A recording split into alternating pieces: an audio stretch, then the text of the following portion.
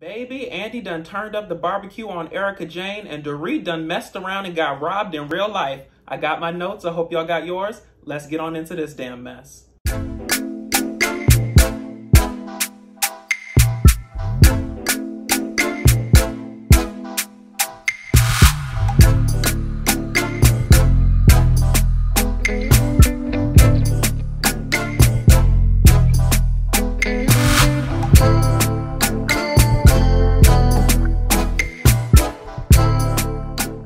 So let's jump right on into Crystal versus Sutton and the violation incident. So what I really thought was interesting here and what gave me the Oprah aha moment was that Crystal's allegiance to that whole violation word was really a byproduct of her body image issues, right? And I think that's a very, very good point. So I think it was the body image issues also surrounding the issues between the connotation and the denotation of a word, right? So because Crystal had underlying concerns regarding her body image, when Sutton came in through the door, it was a violation to her, right? But Crystal was operating off of the denotation of the word, which is the dictionary definition, whereas Sutton took the word violation or being violated to its connotation, its implied meaning, right? Where it's like, you know, it's something very seedy, very, you know, molesty, very predator based, right? And of course that wasn't Sutton's intention. Sutton doesn't have a predator bone in her body. So I always think that learning the psychology behind why people act the way they do is very important to understanding, you know, infractions that may happen. So I think understanding that the body image issues were so deep that the mere fact that Sutton entered the room, whether she knocked or not, while she was naked, triggered something deep-seated in Crystal. So very interesting there. And I'm glad they came to a consensus on that and, you know, moved forward. Now, Crystal talks about her Asian hate threats from her trolls. She gets hundreds of them a day. I would love to say that it was surprising, but it actually wasn't to me. I think that sometimes what people forget by coming on these housewife shows, reality TV in general, and even, you know, scripted shows and Hollywood in general, is that when you open up your life for public consumption, you have to take the good and the bad. You have to take the consequences and the benefits. You know, it all comes with it. So I'm not saying that, you know, these trolls coming after her is you know, just a side effect of the trade that she's in. I'm just saying that it's a component that comes along with it. Is it wrong? Absolutely. I find that even in my small impact on the internet here, right? Like I have people that come for me that don't like what I say in certain videos, that call me wrong, that have their opinions. Hell, I think a lady in one of my prior Beverly Hills videos said I said something that she didn't agree with, and so she said, "I will never watch you again." I just said, you know, thank you for being here while you were here. I mean, because I'm a new channel, I respond to, you know, all of you guys' comments, the ones that I see and the ones that come through, because I just want to, you know, get engaged with you. But I feel like at Crystal's level, even though she's a new person on this show, the level of comments that probably come her way just because she's affiliated with such a big franchise are numerous, right? So you're either going to have to make a conscientious decision to not read all the comments, or perhaps put someone in place that's a buffer so that, you know, reading these comments or hearing these things or having them pop up on your DMs and stuff doesn't impact your peace, because I feel like that's the most important thing here. And that's what I had to realize for me too. You know, you have to take the good with the bad, but at the end of the day, you can't interfere with anything that threatens your peace, right? So really sorry to hear about her Asian hate threats. You know, people are generally awful on social media, I find, and I find that sometimes it's a case of the keyboard gangsters, right? So the people that feel that because they're behind a screen, or, you know, they don't use their real pictures, they, you know, put pictures of like mountains or other celebrities and stuff, and they say what they want, they feel secure in tearing you down, right? Because you're on this show and you're trying to do something positive, and you're just, you know, you opened your life up for public consumption. So like I said, not right in terms of the hate speech that she's getting, but unfortunately, because of the arena that you chose to run in, this is a necessary, or not even necessary, it's just a byproduct of this, right? So, girl, protect your peace at all costs and don't let it. The one thing that I was saying to myself during the episode was I hope that this doesn't trigger her in other areas of her life, since she already struggles with body image issues. I just hope that she finds a way to create a separation between the two, because, you know, social media can be devastating and it really plays on people's emotions. So keep your head up, Crystal, and don't let these people steal your joy. Moving on. Dorit buys everything she wears at retail, according to Andy and Dorit. This was actually really interesting, because how I thought of it is that once you get to this level of, you know, reality TV fame, she's been on this show for umpteen years, that people would be knocking down the doors to give you their, you know, their clothing, to have you wear their brand, to have you represented. And although she said that's a component of it, she likes to wear what she likes to wear when she likes to wear it, okay? And so what that means is, and for people that don't know the whole social media game surrounding these brands who want to, you know, attach themselves to these people because they're influencers in a certain capacity, they'll send you things, but there's a requirement that you have to wear them, right? So you have to do like a number of posts. You might have to do like a boomerang video, perhaps like a YouTube post or something like that. Like there's certain conditions that come along with it. So what Dorit was saying is that she likes to wear what she likes to wear when she likes to wear it. So instead of going through that rigmarole to meet deadlines, to meet requirements of getting these clothes from these places, she buys them herself, right? And she buys them at retail. So it has to get very, very expensive. I mean, Dorit has very expensive taste. Everything always has a label, and the label is usually very prominent, okay? And so when you're buying things at a retail, you're talking thousands of dollars at minimum, right? So I would say anything that she buys is probably minimum of $2,000, $3,000, $4,000, $5,000, right? Multiply that by custom things that she likes to wear and those one-off things that make people talk. And you're talking like pretty much a maintenance, a glam budget in excess of probably like $100,000, $200,000 a month, right? So listen, I hope that her coins from the show, in terms of being a cast member, as well as the social media posts that she does, keep her and PK afloat, okay? Because listen, that kind of money leaving only makes sense. That kind of money leaving your household on a monthly basis only makes sense if the benefit that you're getting from it, you know, is larger than the money that you're putting out. And that was just me.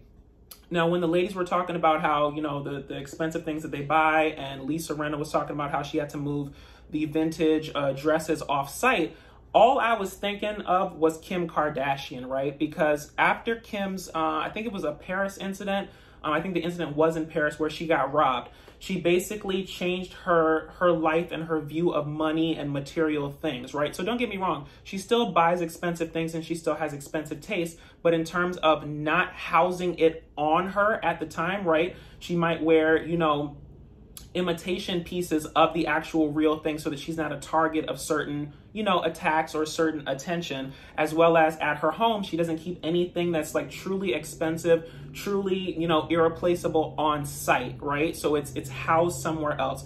And so all I was thinking in this situation was, you know, I know the Beverly Hills housewives are built around the glamour of it, the diamonds, the excess, the access, you know, etc. But being so vocal about the things that you have and how much they cost brings in a certain element, okay? And so we saw that in terms of when Kyle was saying that she was robbed. They took all of her Birkins, you know, various jewelry, etc., okay? So I was like, you know, Dorit better just make sure that she's, you know, putting this stuff off-site or it's in a secure place and not in her house. Baby, come to find, let me tell you how Jesus works, okay? Because the minute that I had this thought and I was watching the show, because I watched it this morning in order to do this video, I think it was a People notification or some sort of like, you know, news notification came across the top of my screen that said Dorit Kemsley is the subject of a robbery, a break-in at her home, and thieves took in excess of $100,000 worth of stuff. So listen, I hope that this is a lesson to the rest of y'all housewives, okay, that if you're going to show your lives like this, you're going to show the expensive things that you buy, whether it be bags, shoes, clothes, cars, etc., that you welcome a certain sort of energy, a certain sort of longing, a certain sort of attack that may come from people who are trying to do you wrong. You know, I call them ne'er-do-wellers, okay? Because listen, in my mind, I'm 65 and I have a lot of old people type sayings, but listen, you welcome certain energy into your life by the attention and the focus that you place on certain things in your life. So that's all I'm saying. I hope that Dorit's family was okay, and I hope that the stuff that she lost is stuff that's readily replaceable, right? But listen, if the thieves gonna get you good, they normally take the good stuff. But listen, I hope it was stuff that could be replaced easily.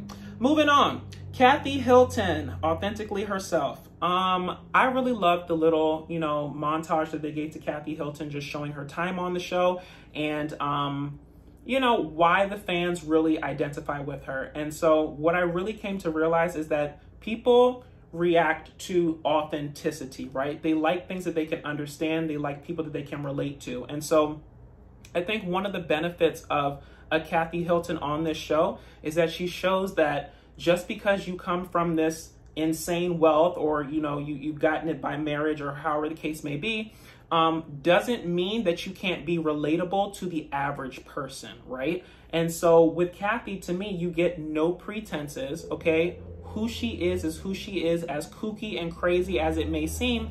This is authentically who she is, and I think people gravitate towards that authenticity. So listen, in her first season here, because I know she was like a friend of the show before, but in terms of, I guess she's a friend of the show now too, but she's playing a more prominent role now. But in her first real true season, okay, of being closely affiliated with the show, she's already had, you know, a tagline become iconic, you know, in terms of who is Hunky Dory. To me, that's up there in like the Housewives Hall of Fame, along with Portia's "Who Said That?" you know, from Atlanta and stuff. So listen, I think that as long as Kathy stays true to herself, she'll have, you know, a very, very long character arc on this show. I don't think that they should give her a peach, not a peach, Lord. What do they have in Beverly Hills? A diamond. Do not give her a diamond, okay? Because Kathy, certain other requirements come with that. Then you got to be like fussing with people and going back and forth and creating sagas and arguments and stuff like that. And ain't nobody got time for all that, okay? You have enough money and you don't need the show. So I think sprinkling you in every so often in different scenes and stuff is wonderful. And I don't think that you need the drama that a full-time Housewives role would bring to you. So really, really happy to see Kathy Hilton on the show, and hope that she continues. Now, moving on to the meat of the episode, Erica on trial because Andy turned up that barbecue. I have 4 main points that I want to talk about, and then I'm going to let y'all go. So first point, miscommunications and perceptions with ladies. Now, on this item, I think it really speaks to the central issue between why the ladies are so conflicted regarding Erica, okay? So the miscommunications on Erica's part, just in terms of, and I called this before, her drama vomit, all these details that she spread through this season in order to tell her story, get people interested, help people understand her narrative. To me, it only served to confuse people more, right? So the problem is that when Erica's trying to create this story, okay, or, you know, if we're believing, you know, that she's innocent, or that if we're believing the legal system that she's innocent until proven guilty, right? If she's telling the truth in terms of these activities that have happened that seem a bit outlandish, the problem is that since this is happening in real time, the ladies have access to the news cycle and the stuff from accredited, reputable institutions that have done research in terms of, you know, Erica and her husband's life, okay? And the problem is that the stories that Erica is disseminating through the group, in conjunction with the you know, if you want to believe the facts and figures from the media in terms of what has happened and what's actually going on and what's perpetuating through the legal system, they don't come into, you know, any sort of symbiotic relationship, right? They're pretty much opposed. Your story doesn't match up to what's going on in the media. And when the ladies have questions in regards to it, most of the season you tried to duck and dodge them and say that they were being disloyal if they were, you know, questioning you and asking you questions and stuff. And so the perception from that is that when people can't reconcile what you're saying versus what's being said about you, it creates a sort of impasse in terms of, I don't know what to believe. And I think that's the central issue here. Moving forward to my next point. boundaries with the victims in terms of how Erica addressed the victim situation. Honestly, she's sort of in a lose-lose situation, if you think about it, okay, in terms of the victims, because the victims are the true people here that should be, you know, compensated, that should be respected here. They're the ones that have gone through this, you know, them in conjunction with their families, right? But if Erica comes out and says, you know, I want to apologize to all the victims for, you know, the tragedies that may have happened, XYZ, it can be construed as an admission of guilt, okay? And because of how the legal system is structured, anything you say can and will be used against you in a court of law. Thank you, Cops. Years of watching Cops, I could just recite that from memory, okay? So if she says too much, it's an admission of guilt. If she doesn't say enough, then y'all say that she's not being authentic and she's not opening up and she's being, you know, closed off. So it's really a lose-lose situation, because either way, she looks bad if you think about it.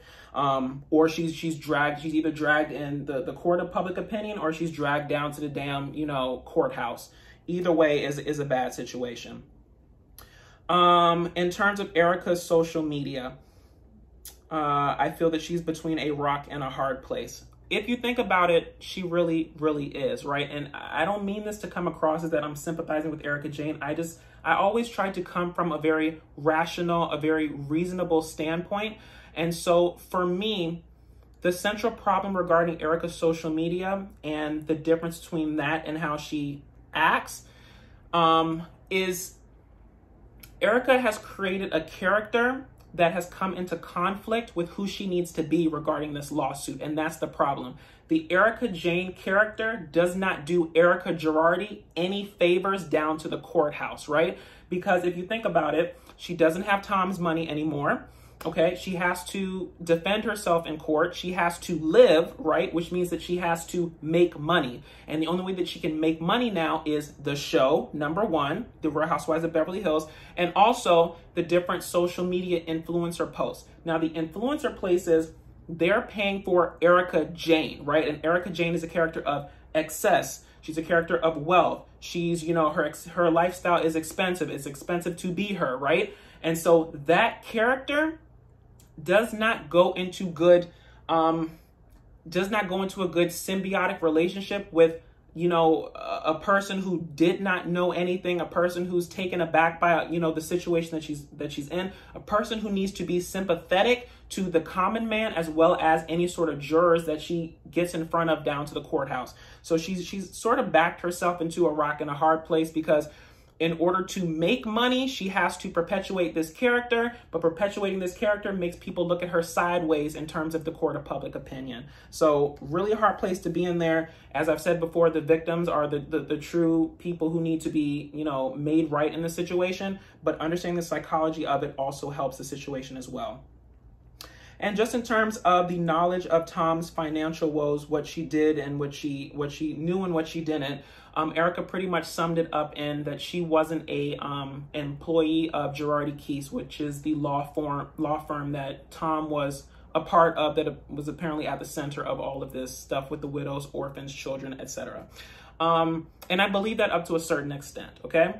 I do not believe that Erica knew absolutely nothing, but I'm not going to sit here and say that I honestly believe that Erica was the mastermind behind this whole Ponzi scheme, if you will, okay? I don't believe that. But whether you're guilty by proximity, whether you're guilty because, you know, you might have saw something, you might have had an inkling of something and you never approached it further, you never investigated further, you didn't ask a question that you should have, you're guilty by association, and you're guilty just because it's hard for people to believe that you didn't know anything and that you couldn't have done something with what you knew at the time. And so that's pretty much where I'm going to leave it on this video, y'all. So if you liked what I said, please feel free to like, comment, and subscribe. Follow me on YouTube, Instagram, Stereo, and Twitter at DatDamnDasher. And until next time, y'all, I am woe out, okay? I'm ready to put a button on this damn reunion saga. So come on, part 4. You know, we heading towards the finish line and I see the light at the end of the tunnel. I'll talk to y'all later. Bye.